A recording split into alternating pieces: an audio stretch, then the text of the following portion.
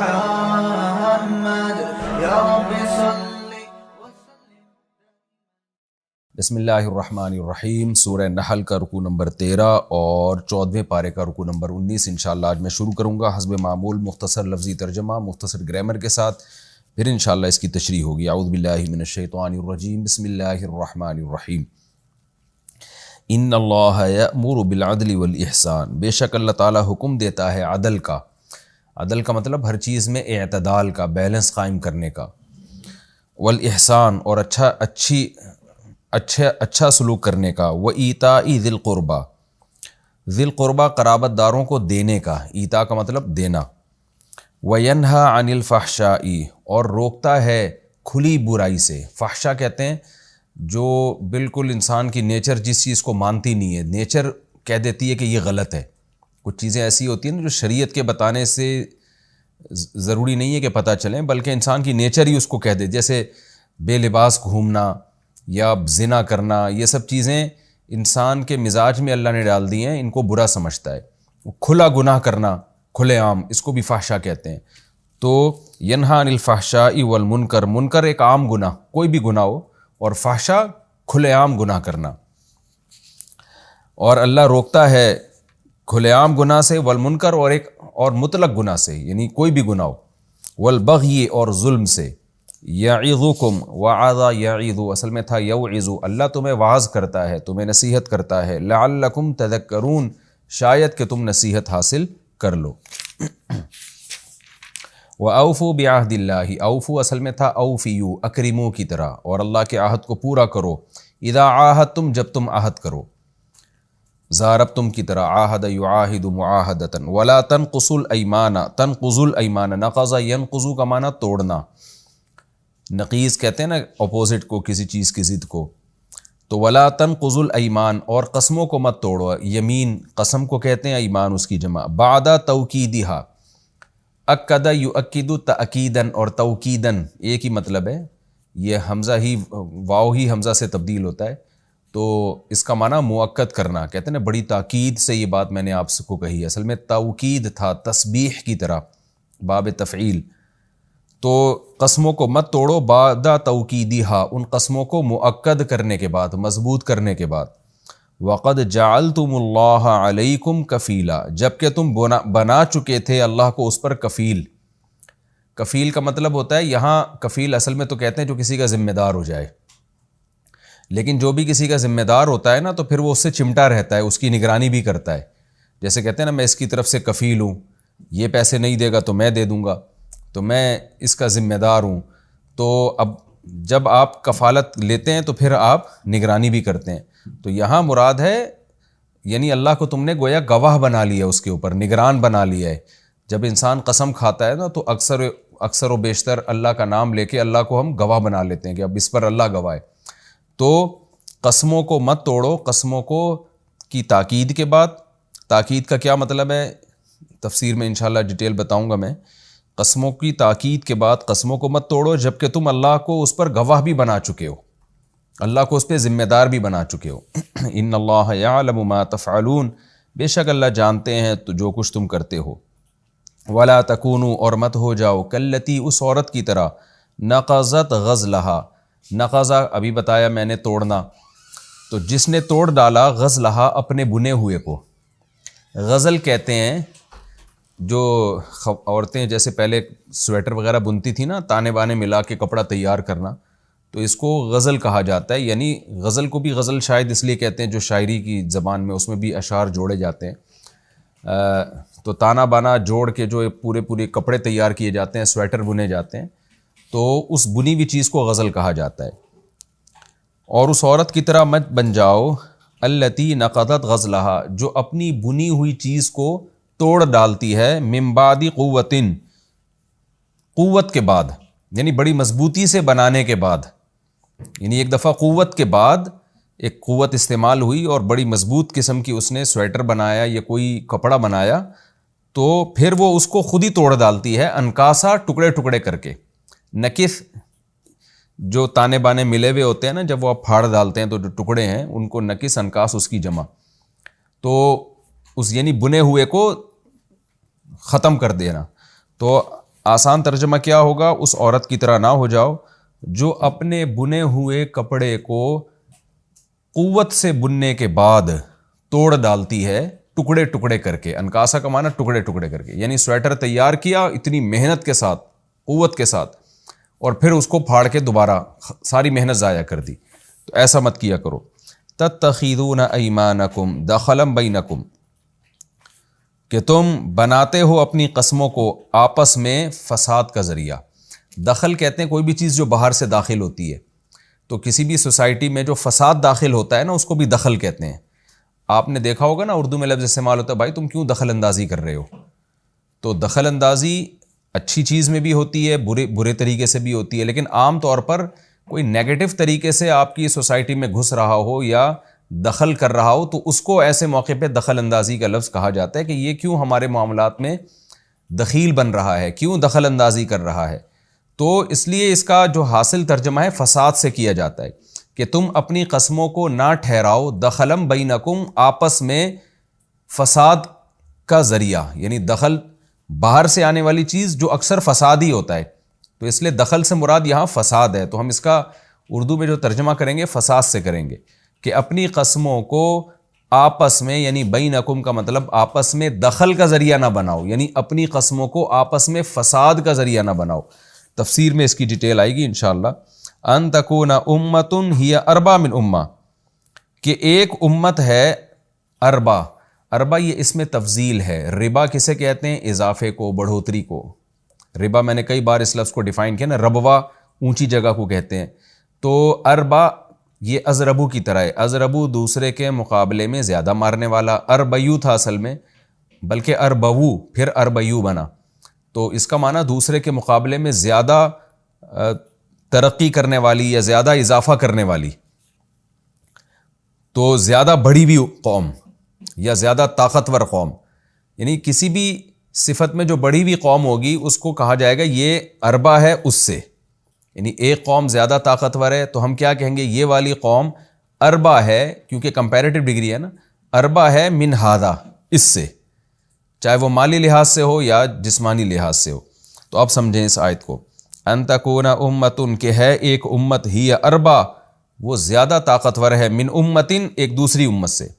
کیا مطلب؟ اپنی قسموں کو آپس میں فساد کا ذریعہ نہ بناؤ اس بیس پہ کہ ایک امت دوسری امت سے زیادہ طاقتور ہے، ایک قوم دوسری قوم سے زیادہ طاقتور ہے. تو اس بیس پہ اپنی قسموں کو فساد کا ذریعہ نہ بناؤ، آپس میں فساد کا ذریعہ نہ بناؤ. تفسیر میں انشاءاللہ اس کی ڈیٹیل آئے گی. انما یبلوکم اللہ بی، اللہ تو صرف آزماتا ہے تمہیں. بلا یبلو کا معنی آزمانا، بھی اس امت کے ذریعے. یعنی ایک امت اگر پاورفل ہے تو اس کی بیس پہ قسموں کے ذریعے فساد نہ کرو. اللہ تو تمہیں صرف اس کے ذریعے ایک، یعنی امت کے طاقتور ہونے سے اللہ تو صرف تمہیں آزما رہا ہے کہ تم اس کی طاقت دیکھ کے فساد کرتے ہو یا شریعت پہ قائم رہتے ہو.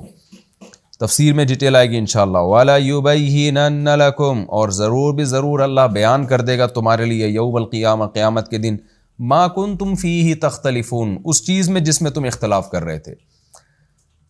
ان مضامین کو اللہ بیان کر دے گا، حق بیان کر دے گا. وَلَوْ شَاءَ اللَّهُ، اور اگر اللہ چاہتا، لَجَعَلَكُمْ أُمَّةً وَاحِدَةً، اللہ بنا دیتا تم کو ایک ہی امت، سب کو نیک بنا دیتا. وَلَٰكِن يُضِلُّ مَن يَشَاءُ، لیکن اللہ چاہتا ہے جس کو گمراہ کر دیتا ہے. وَيَهْدِي مَن يَشَاءُ، اور جس کو چاہتا ہے ہدایت دے دیتا ہے. وَلَتُسْأَلُنَّ، اور ضرور بھی ضرور تم سے سوال کیا جائے گا. عَمَّا كُنتُمْ تَعْمَلُونَ، اس چیز کے بارے میں جو تم عمل کیا کرتے تھے. وَلَا تَتَّخِذُوا أَيْمَانَكُمْ، اور مت ٹھہراؤ اپنی قسموں کو، دَخَلًا بَيْنَكُمْ آپس میں فساد کا ذریعہ.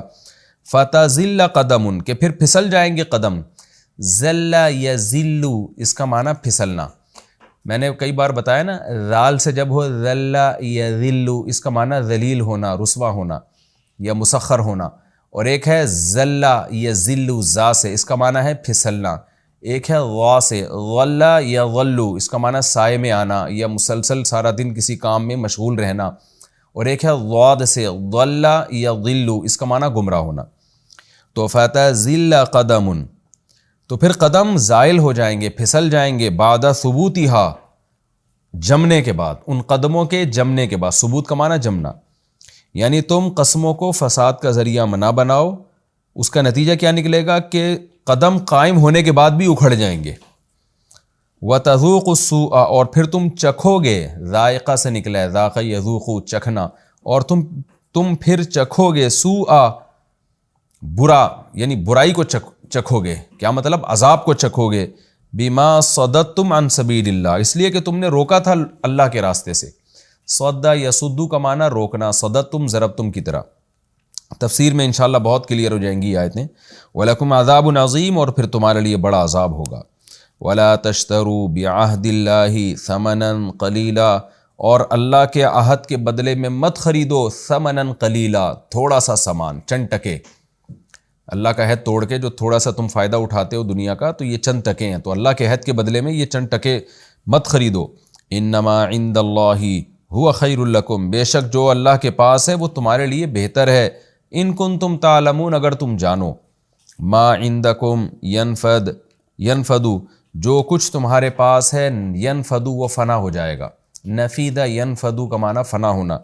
وما عند اللہ باق، اصل میں تھا باقی، باقیون، تو یا کو حذف کر دیا پھر باقین پڑھا جاتا ہے، اور حالت وقف میں باق، اور جو کچھ اللہ کے پاس ہے باقی رہنے والا ہے۔ وَلَنَجْزِيَنَّ الَّذِينَ صَبَرُوا اور ہم ضرور بالضرور بدلہ دیں گے ان لوگوں کو جنہوں نے صبر کیا، اجرہم ان کا اجر دیں گے، یعنی ان کے اجر بطور بدلہ دیں گے، بِأَحْسَنِ مَا كَانُوا يَعْمَلُونَ جو عمل وہ کیا کرتے تھے اس کے احسن، اس کا اچھا بدلہ دیں گے، یعنی ہم ان کو دیں گے اجر بدلے کے طور پر، جنہوں نے صبر کیا، جتنا عمل کیا اس کا اچھا بدلہ دیں گے، جتنا بدلہ بنتا ہے اتنا نہیں بلکہ اس سے زیادہ دیں گے ہم ان کو۔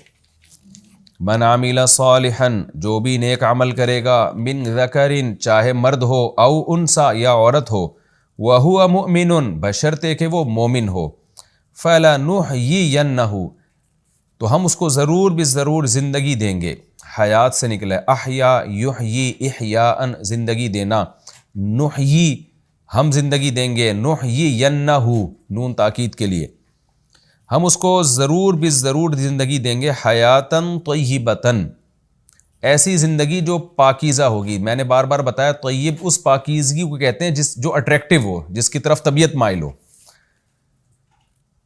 یعنی جس کی طرف آپ کا دل مائل ہو۔ تو اس کا عام ترجمہ یہ بھی کیا گیا، آسان ترجمہ، کہ ہم اس کو مزیدار زندگی دیں گے، یعنی ایک مزیداری تو شراب کباب والی ہے نا، ناپاک مزیداری ایک ہے، تو جو طہارت کے نتیجے میں، پاکیزگی کے نتیجے میں اور اچھے عمل کے نتیجے میں جو ایک سکون ملتا ہے، تو پرسکون زندگی بھی اس کا مطلب ہو سکتا ہے۔ اس کا مطلب ہم اس کو ایک مرغوب زندگی دیں گے، یہ سارے مطلب درست بنیں گے، طیبہ میں کے مفہوم میں یہ سب داخل ہے۔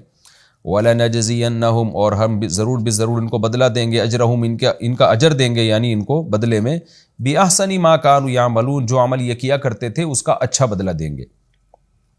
فَإِذَا قَرَأْتَ الْقُرْآنَ پس جب آپ قرآن کی قرأت کرو، فَاسْتَعِذْ بِاللَّهِ تو اللہ کی پناہ مانگو، اللہ کے ذریعے پناہ مانگو، استعاذہ پناہ طلب کرنا، من الشیطان الرجیم شیطان سے جو کہ رجیم مرجوم ہے۔ میں نے مرجوم کا مطلب بتایا، رجم کہتے ہیں پتھر سے مارنا، تو رجیم کا مطلب مرجوم ہے، یعنی جس کو دھتکارا گیا ہوتا ہے، جس کو ہم پتھر سے مارتے ہیں، اس کا مطلب بہت ہی ذلیل کر کے نکال دیتے ہیں نا۔ تو شیطان اللہ کی رحمت سے ایسے ہی دور ہوا ہے جیسے آپ کسی کو پتھروں سے مار کے اپنے گھر سے بھگا دیتے ہیں، تو ایسے اللہ کے دربار سے نکالا گیا ہے، تو مردود کہتے ہیں اس کو، رد کر دیا گیا، ریجیکٹڈ۔ تو فاستعذ باللہ آپ اللہ کی ذریعے پناہ مانگے، من الشیطان الرجیم مردود شیطان سے، انہ بے شک یہ شیطان، لیس لہ سلطان اس کا کوئی سلطان نہیں ہے، زور نہیں ہے، سلطنت سے نکلا ہے، اس کا زور نہیں ہے، علی الذین آمنوا ان لوگوں پر جو ایمان لاتے ہیں، وعلی ربہم یتوکلون اور اپنے رب پر وہ توکل کرتے ہیں، اعتماد کرتے ہیں، انما سلطانہ بے شک اس کا زور تو صرف علی الذین ان لوگوں پر ہے، یتولونہ تولا دوست بنانا، جو صرف اس کو دوست بناتے ہیں، والذین ہم بہ مشرکون اور وہ لوگ جو اللہ کے ساتھ شرک کرتے ہیں، تو انہی پر شیطان کا زور چلتا ہے، توحید پرستوں پہ زور نہیں چلتا اور اللہ پہ توکل کرنے والوں پہ زور نہیں چلتا۔ یہ جناب لفظی ترجمہ ہو گیا۔ اب ہم اس رکوع یعنی رکوع نمبر 13 اور 19 اس کی تفسیر شروع کرتے ہیں۔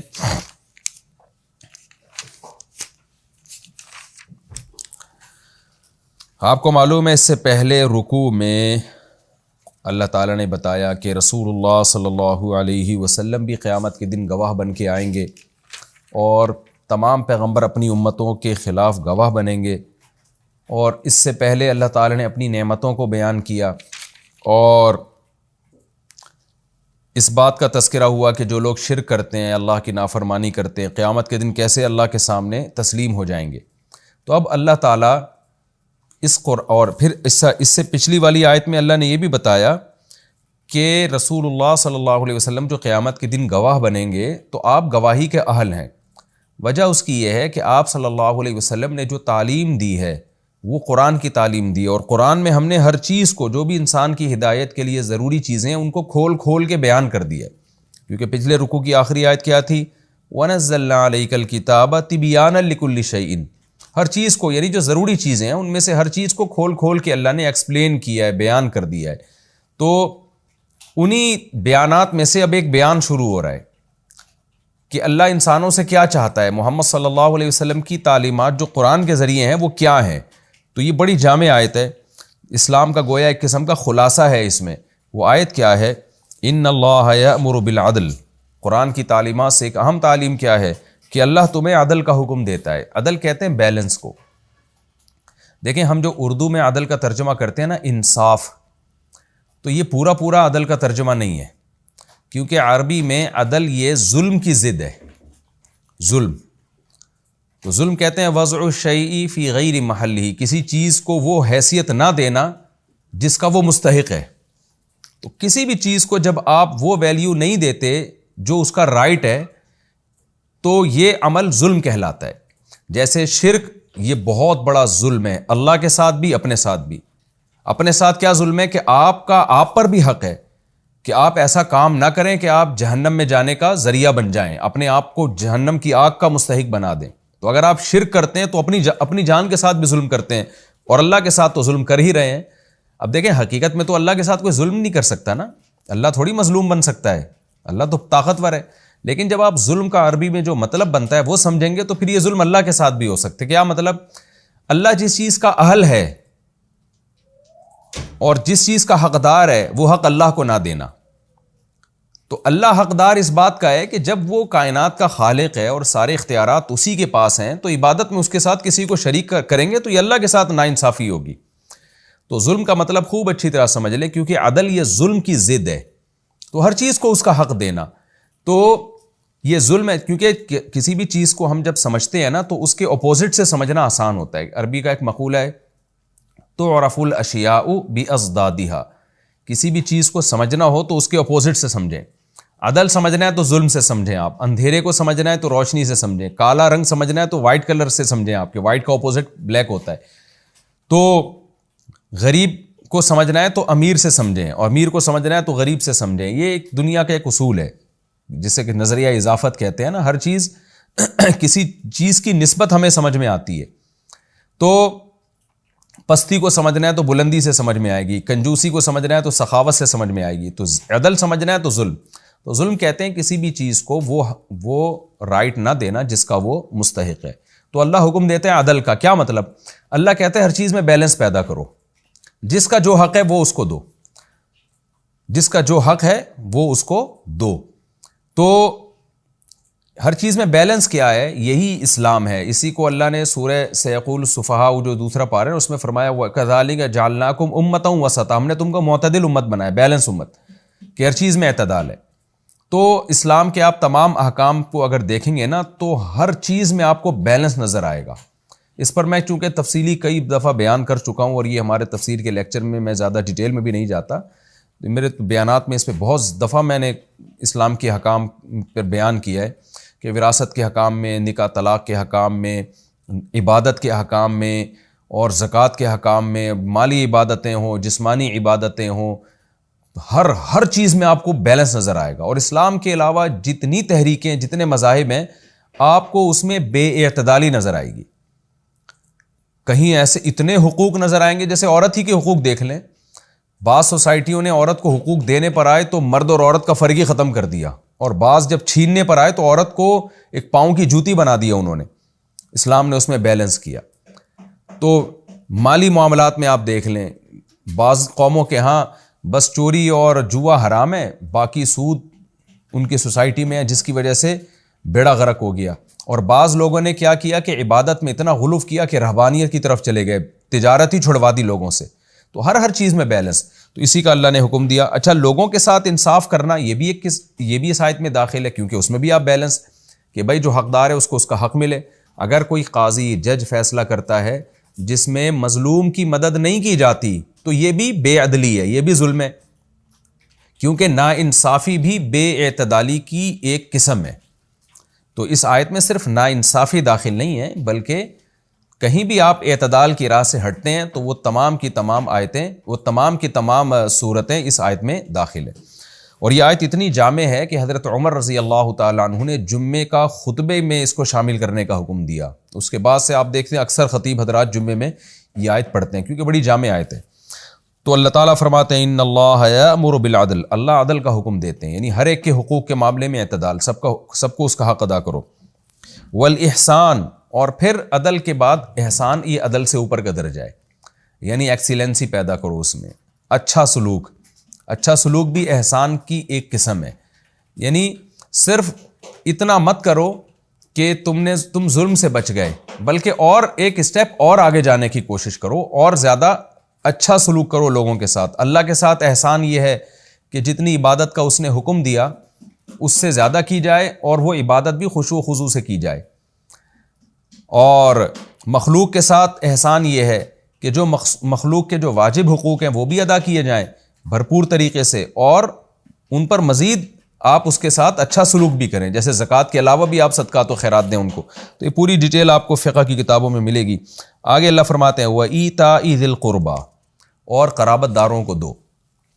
عدل اور احسان میں قرابت دار خود بخود داخل ہو گئے ہیں، لیکن قرابت داروں کی اسلام میں چونکہ رشتوں کی بڑی ویلیو ہے، اس لیے اللہ نے اس کو الگ سے ہائی لائٹ کیا ہے کہ ایتاء ذی القربى، قرابت داروں کو بھی دیا کرو۔ کیا مطلب؟ عام مخلوق سے ہٹ کے ان کا تھوڑا زیادہ خیال کیا کرو۔ وَيَنْهَى عَنِ الْفَحْشَاءِ وَالْمُنْكَرِ، اور اس کے ساتھ ساتھ اللہ تمہیں کھلی بے حیائی سے اور ہر طرح کے گناہ سے بھی تمہیں روکتا ہے۔ یہ سب چیزیں عدل اور احسان میں آ گئی ہیں، لیکن الگ سے بیان کیا جا رہا ہے تاکہ لوگ ان کو ویلیو زیادہ دیں۔ والبغی، اور اللہ ظلم سے بھی روکتا ہے۔ بغی کا مطلب جو عام ظلم ہے کہ آپ کسی کے اوپر ظلم زیادتی کرتے ہیں، یہ عدل میں آ گئی یہ چیز، لیکن اس کو الگ سے ہائی لائٹ کیا جا رہا ہے تاکہ لوگ اس کو خصوصی طور پہ فوکس کریں کہ ٹھیک ہے ہم نے عدل کرنا ہے، لیکن کسی پہ خاص جب ہم ظلم کر رہے ہوتے ہیں تو بعض دفعہ انسان کو جب عمومی احکام دیے جاتے ہیں تو اس کی توجہ اس کی طرف نہیں جاتی۔ خاص طور پر جیسے اس کی مثال ایسے ہے جیسے کوئی ڈاکٹر کسی کو کہہ رہا ہو کہ آپ اپنی صحت کا خیال رکھیں۔ اب صحت کا خیال رکھنے میں سب چیزیں آ گئیں، بھائی ڈائٹ آپ کی بیلنس ہونی چاہیے، ایکسرسائز ہونی چاہیے، اور ٹائم پہ سونا ہو، نیند پراپر ہو، وغیرہ وغیرہ، لیکن ڈاکٹر پھر چند چیزوں کو الگ سے ہائی لائٹ کر رہے ہوتے ہیں۔ بھائی آپ اپنی صحت کا خیال رکھیں، لیکن یعنی آپ اپنی صحت کا خیال رکھیں، خوراک کو آپ کنٹرول کریں، بڑا گوشت چھوڑ دیں، یہ کھائیں وہ کھائیں، تو وہ الگ سے کچھ چیزوں کو ہائی لائٹ کیا جاتا ہے۔ تو قرآن بھی چونکہ واضح و نصیحت کی کتاب ہے نا، صرف نالج کی کتاب نہیں ہے، تو اس لیے اس میں بھی بہت زیادہ تکرار ملتا ہے ہمیں۔ تو اللہ نے الگ سے کچھ چیزوں کو ہائی لائٹ کیا کہ اللہ تمہیں عدل اور احسان کا حکم دیتا ہے، رشتہ داروں کو دینے کا حکم دیتا ہے، کھلی بے حیائی ہو یا چھپی بے حیائی ہو، ہر طرح کی برائی سے تمہیں روکتا ہے، والبغی، اور اسپیشلی ظلم سے تمہیں روکتا ہے، یعظکم، اللہ تمہیں نصیحت کر رہا ہے، لعلکم تذکرون، تاکہ تم نصیحت حاصل کرو۔ تو اس آیت پہ ہمیں غور کرنا چاہیے، بہت جامع آیت ہے۔ آگے حکم ہے وَأَوْفُوا بِعَهْدِ اللَّهِ إِذَا عَاهَدتُّمْ، جب تم عہد کیا کرو تو اللہ کے عہد کو پورا کرو۔ دیکھیں اللہ کا عہد کا مطلب کیا ہے؟ ہر طرح کا جو عہد ہے نا اسلام میں وہ اللہ ہی کا عہد ہے، خوب سمجھ لیں۔ اس سے یہ مراد نہیں ہے، صرف اتنا اس میں داخل نہیں ہے کہ آپ اللہ سے کوئی ایگریمنٹ کرتے ہیں تو وہ پورا کریں، مخلوق کا ایگریمنٹ پورا نہ کریں، نہ۔ اس آیت کی تفسیر میں مفسرین لکھتے ہیں کہ کیونکہ اللہ نے ہر قسم کے عہد کو پورا کرنے کا، ایگریمنٹ کو پورا کرنے کا حکم دیا ہے، لہٰذا جب انسان سے ایگریمنٹ کرے گا نا تو وہ بھی اصل میں اللہ سے ایگریمنٹ ہوتا ہے۔ یعنی جب آپ کسی سے ایگریمنٹ کرتے ہیں کہ تم یہ کام کر دو تو اس کے بدلے میں یہ کروں گا، یہ ایگریمنٹ ہو گیا نا، یا جنگ بندی کا ایگریمنٹ ہو گیا، تو یہ بھی اصل میں حقیقت میں اللہ سے آپ نے ایک ایگریمنٹ کیا ہے، کیونکہ اللہ نے اس آپ کو ایگریمنٹ کے پورا کرنے کا حکم دیا ہے تو یہ بھی اللہ کا ایگریمنٹ بن جائے گا. تو ہر ایگریمنٹ وہ اللہ ہی کا ایگریمنٹ ہے. سوال پیدا ہوتا ہے جب یہ اللہ کا ایگریمنٹ ہے تو پھر اس کو الگ سے اللہ نے اپنی طرف منسوب کیوں کیا ہے کہ اللہ کا ایگریمنٹ؟ دو وجہ سے منسوب کیا. ایک یہ کہ چونکہ ہر ایگریمنٹ جو بھی مسلمان کرتا ہے وہ اصل میں اللہ ہی سے کرتا ہے تو اس کے لیے جائز ہونا ضروری ہے. ایسا ایگریمنٹ جو حرام ہے، ناجائز ہے، وہ اس سے خارج ہو گئے سارے کے سارے. مثال کے طور پر کوئی مسلمان کسی سے ایگریمنٹ کر لیتا ہے کہ تم نے میرا یہ کام کیا، کوئی غیر مسلم کہتا ہے میں تمہارا یہ کام کر دیتا ہوں، اس کے بدلے میں تم مجھ سے ایگریمنٹ کرو کہ تم شراب پیو گے میرے ساتھ. تو اب یہ جو ایگریمنٹ ہے نا، یہ چونکہ اسلام میں حرام ہے، شراب آپ نہیں پی سکتے اور اس ایگریمنٹ کو توڑنا واجب ہے. تو کسی بھی طریقے سے آپ اس غیر مسلم کو راضی کریں گے مگر آپ یہ ایگریمنٹ پورا نہیں کر سکتے. تو اس لیے اللہ نے ہر ایگریمنٹ کا تذکرہ نہیں کیا یہاں پر. وہ ایگریمنٹ جو اللہ کا ایگریمنٹ ہو. کیا مطلب؟ اللہ کی طرف سے اس کی پرمیشن ہو. سودی ایگریمنٹ اسلام میں کالعدم ہے، شراب کے، زنا کے، کوئی بھی ناجائز آپ نے ایگریمنٹ کر لیا کہ میرا یہ کام تم نے پورا کر دیا یا تم نے میرا یہ کام پورا کر دیا تو جس بندے کو، فلاں بندے کو میں قتل کر دوں گا جس کو تم قتل کرنا چاہتے ہو. اب یہ ظلم ہے، یہ ایگریمنٹ حرام ہے. تو عہد اللہ کا مطلب کیا؟ اللہ کا عہد کیا مطلب؟ وہ عہد جس کے پورا کرنے کا اللہ نے حکم دیا ہے. تو اس میں صرف جائز ایگریمنٹ داخل ہے. ایک حکمت تو یہ. اور دوسرا، اللہ کا تذکرہ اس لیے کیا گیا تاکہ مسلمان ایگریمنٹ کو پورا کرنے میں دوسری قوموں سے زیادہ اس کو اہمیت سے لیں، دوسری قوموں سے زیادہ پابند ہوں ایگریمنٹ کو پورا کرنے میں. کیونکہ دوسری قومیں جب ایگریمنٹ کرتی ہیں کسی بھی قوم سے تو وہ اس کو ایک انسانی ایک حقوق کا مسئلہ بناتی ہیں کہ انسان جب ایگریمنٹ کرے تو اس کو ایک اخلاقی ذمہ داری ہے کہ پوری کرے. لیکن مسلمان جب ایگریمنٹ کرے گا تو اس کو یہ آیت یاد آئے گی کہ اللہ نے بتا دیا ہے کہ ہر ایگریمنٹ وہ میرا ہی ایگریمنٹ ہوتا ہے، تو وہ اللہ کا حکم سمجھ کے اس کو پورا کریں اور اس کی اہمیت ان کے دلوں میں زیادہ ہو. تو اللہ نے فرمایا اللہ کے عہد کو پورا کیا کرو. اذا عاہدتم، جب بھی تم کسی سے عہد کیا کرو. ولا تنقضوا الایمان بعد توکیدها، اور قسموں کو مت توڑا کرو اس کو مؤکد کرنے کے بعد. کیونکہ ایگریمنٹ میں عام طور پر قسمیں بھی لی جاتی ہیں. اللہ کی قسم میں ایگریمنٹ کرتا ہوں کہ ہم اس کو پورا کریں گے. تاکید کے بعد کیا مطلب؟ جب اللہ کے نام کے ساتھ اس کی تاکید کر دی جائے. ایک قسم بغیر اللہ کے نام کے اٹھائی جاتی ہے، اللہ کی یعنی قسم سے میں یہ کام کروں گا. جیسے حلف لیے جاتے ہیں، غیر مسلموں کے یہاں بھی حلف لیے جاتے ہیں تو ان کی اسمبلیوں میں حلفیہ بیان ہوتے ہیں. اور ایک قسم وہ ہوتی ہے جس میں اللہ کو بھی لے آیا جائے بیچ میں، جیسے اللہ کی قسم، خدا کی قسم. تو ایگریمنٹ میں جب قسم اٹھا لی ہے تو اللہ نے فرمایا اسپیشلی اس ایگریمنٹ کا الگ سے تذکرہ کیا کہ وہ ایگریمنٹ جو قسموں کے ساتھ ہوا کریں، جس میں تم قسم اٹھا لیتے ہو تو تاکید اللہ کے نام کے ساتھ اس کی تم نے تاکید بھی کر دی تو قسم کو مؤکد کرنے کے بعد اس کو مت توڑا کرو. اس کا یہ مطلب نہیں ہے کہ قسم کو اگر آپ نے مؤکد نہیں کیا، اس کی تاکید نہیں کی تو پھر توڑ سکتے ہیں، یہ مطلب نہیں ہے. مطلب یہ ہے کہ عام طور پہ جب قسمیں اٹھائی جاتی ہیں تو اللہ کے نام کے ساتھ اس کی تاکید بھی کی جاتی ہے، تو اس کو توڑنا زیادہ بڑا جرم ہے. ورنہ تو پیچھے ہر قسم کے ایگریمنٹ کو توڑنے پر اللہ نے پابندی لگا دی ہے، تو اس کو الگ سے ذکر کیا جا رہا ہے، یہ زیادہ بڑا جرم ہے. وَقَدْ جَعَلْتُمُ اللَّهَ عَلَيْكُمْ كَفِيلًا، جبکہ تم اللہ کو اس پر کفیل یعنی گواہ بھی بنا چکے ہو.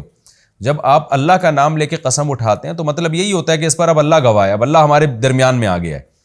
یعنی پھر اللہ گویا مجھے سزا دینا چاہے سزا دے سکتا ہے، یعنی میں نے اللہ کو اس میں ایک اس کے نام کے ساتھ اس کو داخل کر لیا ہے. تو جب اللہ کے نام کے ساتھ قسم اٹھا لی جائے گی اور اللہ کو آپ گواہ کے طور پر بیچ میں لے آئے تو اللہ کہتے ہیں اب اس قسم کی بہت ویلیو ہے، اب اس کو توڑو، اس کو مت توڑو. ہر قسم کی ویلیو ہے، اس کو خصوصی طور پر الگ سے بیان کیا جا رہا ہے. ان اللہ یعلم ما تفعلون، اللہ جانتا ہے جو کچھ تم کر رہے ہو. یعنی قسم کھا کے توڑو گے، دنیا میں کوئی عذاب نہیں آ رہا ہوتا. لوگ صبح و شام معاہدے توڑ رہے ہوتے ہیں، ایگریمنٹ توڑ رہے ہوتے ہیں، قسمیں توڑ رہے ہوتے ہیں، سمجھتے ہیں کہ کچھ بھی نہیں ہوتا، ہم نے تو ان قسمیں توڑ توڑ کے اتنے کروڑوں روپے کما لیے لوگوں کو دھوکہ دے دے کے. تو اللہ فرماتے ہیں کہ یہ تم یہ نہ سمجھو کہ اللہ کو پتہ نہیں ہے، اللہ دیکھ رہا ہے، تو وہ انتقام لے گا تم سے. وَلَا تَكُونُوا كَالَّتِي نَقَضَتْ غَزْلَهَا مِن بَعْدِ قُوَّةٍ أَنْكَاسًا، اس عورت کی طرح نہ ہو جاؤ جو اپنے بنے ہوئے کو، سوتے ہوئے کو، جو سوتی ہے نا کپڑا، اس کو قوت کے بعد جو بنتی ہے اور اس کے بعد ٹکڑے ٹکڑے کر کے توڑ دیتی ہے. کیا مطلب؟ اپنے کیے کرائے پہ پانی مت پھیرو قسمیں توڑ توڑ کے. عرب میں ایک عورت تھی مکہ میں، وہ بیچاری دماغی توازن خراب تھا اس کا، وہ سویٹر یا کوئی ایسی چیز سارا دن بنتی رہتی تھی. جیسے پہلے زمانے میں خواتین تو سلائی کے ذریعے سویٹر بنتی تھیں, اب تو مشینوں سے یہ کام ہو رہے ہیں. پہلے تو سارا کپڑا ہاتھوں سے بنا جاتا تھا, تو وہ سارا دن بیٹھ کے بنتی رہتی, اتنی محنت کرتی اور اتنا خوبصورت ایک سویٹر یا کوئی کپڑا تیار کر کے بیچاری کا دماغی توازن خراب تھا, پھر اس کو ایسے جو ہے نا توڑ دیتی, بالکل بکھیر دیتی, ساری محنت اپنی ضائع کر دیتی. تو اللہ نے اس عورت کی, مکہ میں چونکہ مشہور تھی, اس کی مثال دی ہے کہ تم بھی ایسا نہ ہو کہ نیکیاں کرتے کرتے کرتے کرتے کوئی ایسا گناہ کرو کہ اپنی ساری نیکیوں کو تم ضائع کر دو. یعنی نیکیوں کے تانے بانے تم نے بنے, اتنی عرصہ محنت کی اور پھر ایسا عمل کیا جس سے تمہاری ساری محنت برباد ہو گئی, تو اس عورت کی طرح نہ ہو جاؤ. تو اے اللہ کیسے وہ محنت برباد ہوگی؟ کون سا ایسا عمل ہے جس کی وجہ سے ہمارا سارے کی ایک رائے پہ پانی پھر جائے گا؟ اس کا اگلی آیت میں تذکرہ ہے کہ تتخذون ایمانکم دخلا بینکم, تم اپنی قسموں کو آپس میں فساد کا ذریعہ بناؤ. تو اگر تم نے اپنی قسموں کو آپس میں فساد کا ذریعہ بنا دیا تو تمہارے اعمال برباد ہو جائیں گے. فساد کا ذریعہ کیسے بنایا جاتا ہے؟ ایسے بنایا جاتا ہے کہ بعض دفعہ کوئی جھگڑا ختم کرنے کے لیے کوئی ایگریمنٹ ہوتا ہے جس میں آپ مضبوط قسمیں اٹھا لیتے ہیں کہ ہم یہ کریں گے اور اس معاہدے کو پورا کریں گے, لیکن پھر آپ کو مفاد نظر آتا ہے کہ یار یہ قسم توڑ دو, توڑنے سے مجھے پیسہ ملے گا, یا میں نے ایگریمنٹ کیا تھا اس قوم کا ساتھ دوں گا ہمیشہ. جیسے جنگوں میں بہت زیادہ ایگریمنٹ ہوا کرتے تھے کہ میں اس قوم کا ساتھ دوں گا اور اس سے لڑوں گا. اس قوم سے آپ نے ایگریمنٹ کر لیا کہ لڑائی میں ہمیشہ تمہارا اتحادی بنوں گا. بعد میں آپ نے دیکھا کہ پلڑا اس کا بھاری ہے, وہ ترقی کر رہے ہیں, تو آپ نے کیا کیا, ان کو دھوکہ دے کے ان کے ساتھ مل گئے. یا کسی شخص سے آپ کا ایگریمنٹ ہوا, تو اب آپ جب ایگریمنٹ ہوا ہے تو نفع میں بھی فائدے میں بھی آپ نے اس کا ساتھ دینا ہے, نقصان میں بھی ساتھ دینا ہے, لیکن آپ کو لالچ آئی کہ یار ادھر والی پارٹی جو ہے نا زیادہ مضبوط لگ رہی ہے, تو اس کو ڈاچ دے دیا آپ نے. تو اس کا قرآن نے تذکرہ کیا کہ تم اس طرح سے ایگریمنٹ کو توڑو گے, معاہدوں کو توڑو گے, قسموں کو توڑو گے, تو یہ چیز فساد کا ذریعہ بنے گی. وہ فساد کیا ہے کہ لوگ بھی پھر معاہدوں پر پابند نہیں ہوں گے, پھر تمہارا فریق مخالف بھی معاہدے توڑے گا. دنیا میں ایگریمنٹ توڑنے کا رواج قائم ہوگا, اس سے بڑا کیا فساد ہو سکتا ہے؟ لوگوں کا دین میں داخلہ رکے گا, لوگ کہیں گے مسلمان جو ہے ایگریمنٹ کر کے توڑ دیتے ہیں. یہ سارے فساد ہے جن کا آگے تذکرہ آ رہا ہے کہ یہ چیز اللہ کے راستے سے روکنے کا ذریعہ بھی بنے گی. تو ایگریمنٹ کر کے توڑ دینا, قسمیں اٹھا کے توڑ دینا, یہ وہ قسمیں ہیں جو آپس میں فساد کا ذریعہ بنتی ہیں.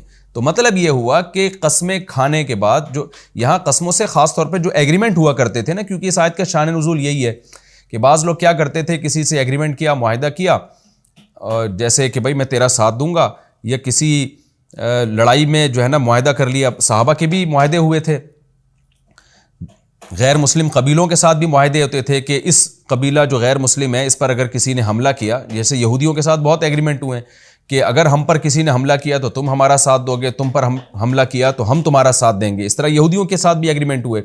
اب اس میں یہ خطرہ ہوتا تھا کہ بھئی ایک قبیلے کے ساتھ مسلمانوں کا ایگریمنٹ ہوا, وہ قبیلہ کمزور ہو رہا ہے, پھر کسی مسلمان کے دل میں خیال آ سکتا تھا بھئی ہم اس سے, ہم جو ہے نا, ہم اگر ان کا ساتھ دیں گے تو ہم بھی مارے جائیں گے اور یہ تو مارے جائیں گے. تو اللہ نے ان چیزوں سے منع کیا کہ مسلمان اپنی زبان کا پابند ہوتا ہے, چاہے اس ایگریمنٹ کے نتیجے میں اس ایگریمنٹ کو باقی رکھنے میں فائدہ ہو یا نقصان ہو, وہ ایگریمنٹ نہیں توڑتا. اس لیے اللہ نے فرمایا تتخذون ایمانکم دخلا بینکم, تم اپنی قسموں کو آپس میں فساد کا ذریعہ بناتے ہو, تو یہ کام مت کرو. یہ بناتے ہو نہیں, اس کا مطلب یہ نہیں کہ صحابہ یہ کرتے تھے. یہ پچھلی آیت کی تفسیر میں اللہ نے فرمایا کہ جو عورت سویٹر بن کے, کوئی کپڑا بن کے توڑ دیتی ہے نا, تو یہ عمل ایسے ہوگا کہ تم اپنی قسموں کو ذریعہ بناؤ آپس میں فساد کا. تو اگر تم ذریعہ بناؤ گے آپس میں فساد کا, یعنی ایگریمنٹ کر کے توڑو گے, تو تمہاری نیکیاں بھی اسی طرح سے برباد ہوں گی. ان تکون امۃ ہی اربا من امہ, صرف اس بیس پر تم ایگریمنٹ توڑو کہ ایک امت دوسری سے زیادہ پاورفل ہے, ایک قوم جو تمہارے مخالف ہے وہ اس سے زیادہ پاورفل ہے جس سے تم نے ایگریمنٹ کیا ہے.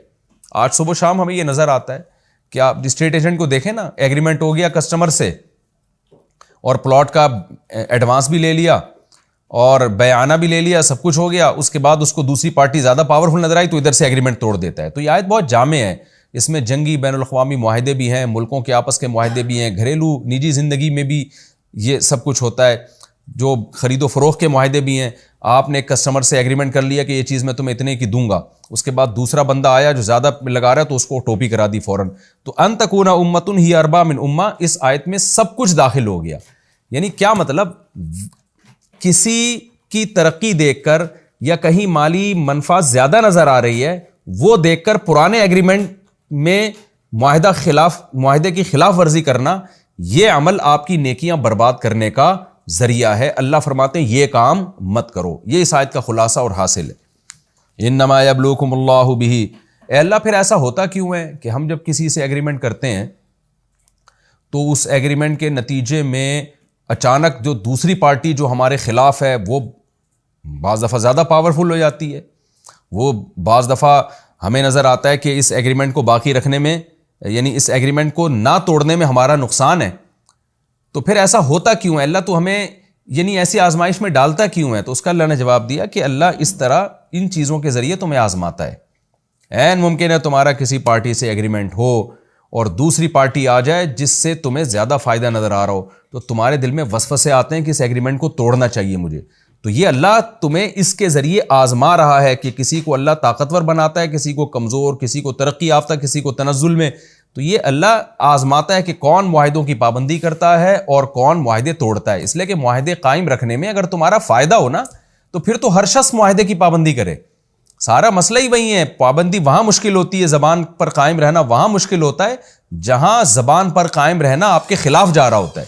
کتنی بہترین آیت ہے, کاش ہم اس آیت کو اپنی زندگی کا حصہ بنا لیں. آگے فرماتے ہیں وَلَا نُبَيِّنَنَّ لَكُمْ يَوْمَ الْقِيَامَةِ مَا كُنْتُمْ فِيهِ تَخْتَلِفُونَ, جن چیزوں میں تم اختلاف کر رہے ہو نا ہم قیامت کے دن کھول کھول کے بیان کر دیں گے.